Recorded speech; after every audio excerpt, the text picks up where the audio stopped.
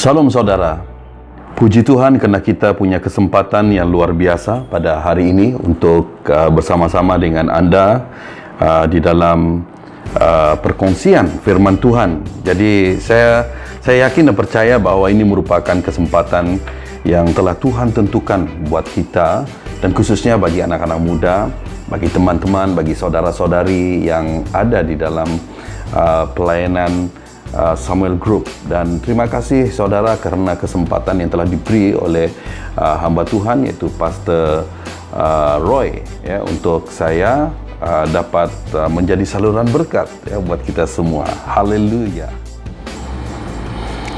Nah, dengan kesempatan ini saya ingin membawa kita merenungkan firman Tuhan dengan satu tema, yaitu janji untuk dipulihkan. Janji untuk dipulihkan. Mari kita membuka di dalam Kisah Para Rasul pasal yang ketiga ayat 19 hingga ayat yang ke-21. Bersama-sama saya kita membuka di dalam Kisah Para Rasul pasal yang ketiga ayat 19 hingga ayat yang ke-21. Firman Tuhan berkata demikian: "Karena itu sadarlah dan bertobatlah supaya dosamu dihapuskan, agar Tuhan mendatangkan waktu kelegaan dan mengutus Yesus yang dari semula diuntukkan bagimu sebagai Kristus.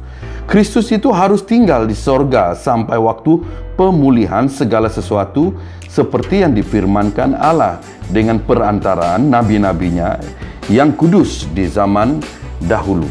Nah, saudara yang saya kasih dalam Tuhan Yesus Kristus, perbuatan dosa serta kesalahan-kesalahan yang kita perbuat seringkali menciptakan kesusahan dan kerumitan dalam kehidupan kita yang tidak dapat diselesaikan kecuali kita berbalik, saudara.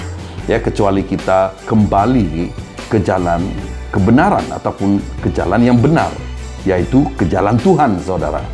Ya, jadi sekarang kita perlu melihat bagaimana kita dapat dan mampu mengalami pemulihan ataupun dipulihkan oleh kuasa Tuhan.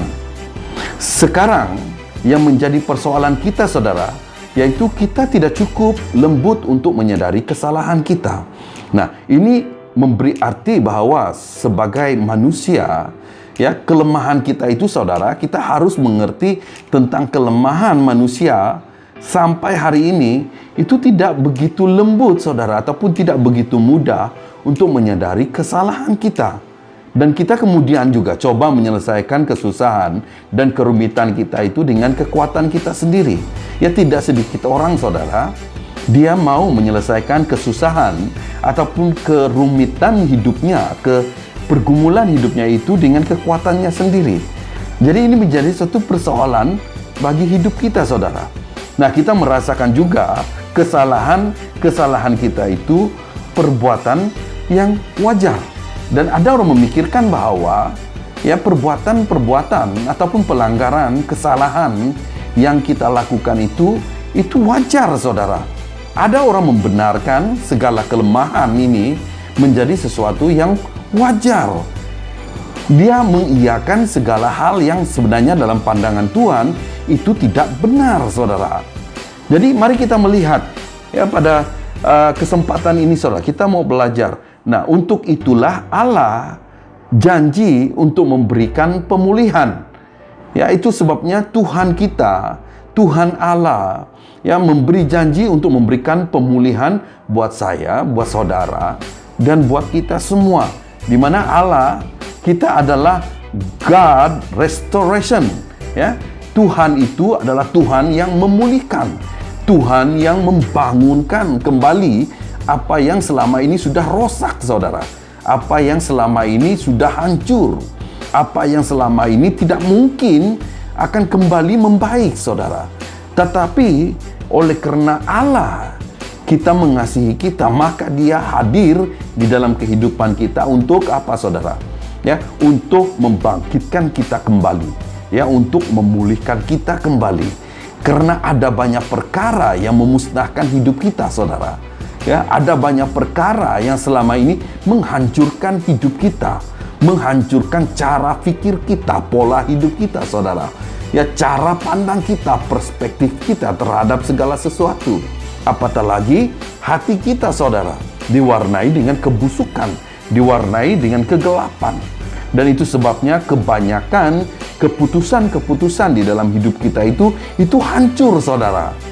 Nah, itu sebabnya Tuhan mau supaya kita sadar dan menyadari segala sesuatu, dan juga mengenal Yesus dan Tuhan itu sebagai Allah yang mampu memulihkan kita.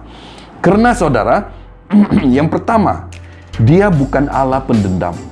Allah yang kita sembah, Allah yang kita layani itu bukan Allah pendendam, saudara.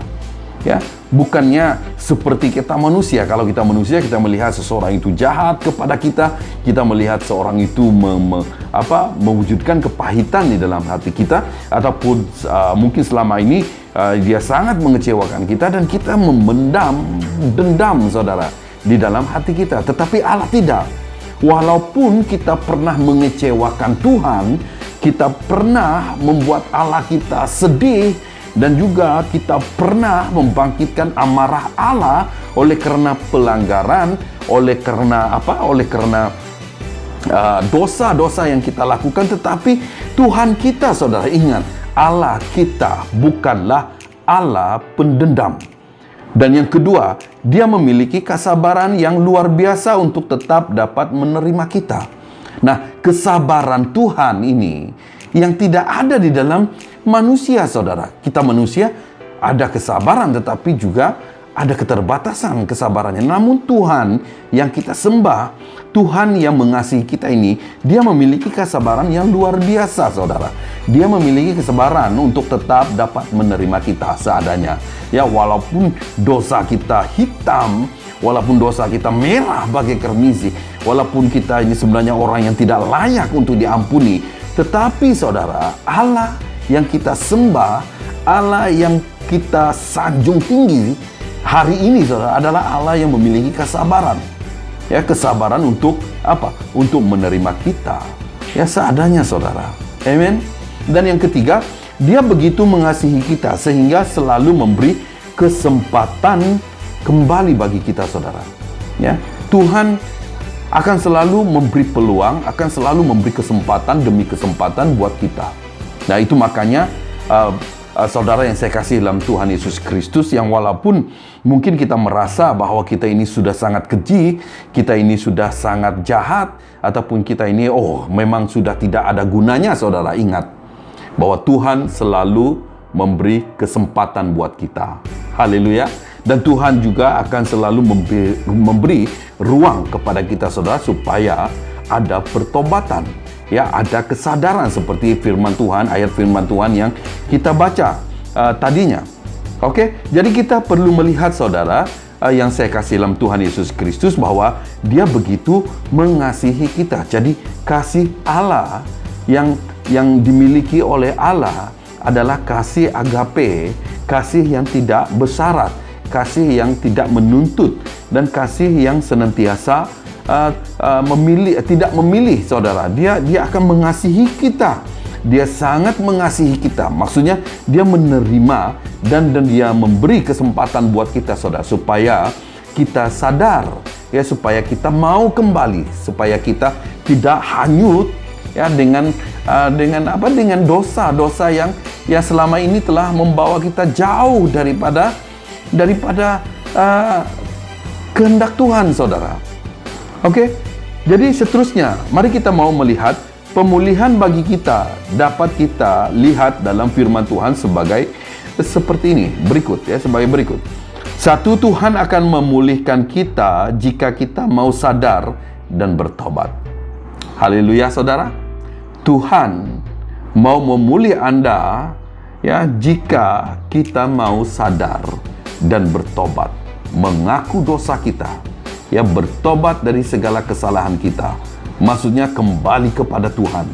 Tidak mau lagi bersengkokol ataupun tidak mau lagi bersubahat ataupun sepakat dengan dosa-dosa yang ada di dalam dunia ini. Amen, saudara. Kalau kita mau pulih, dan saya percaya semua kita mau mengalami pemulihan yang daripada Tuhan, dari kuasa Tuhan, saudara.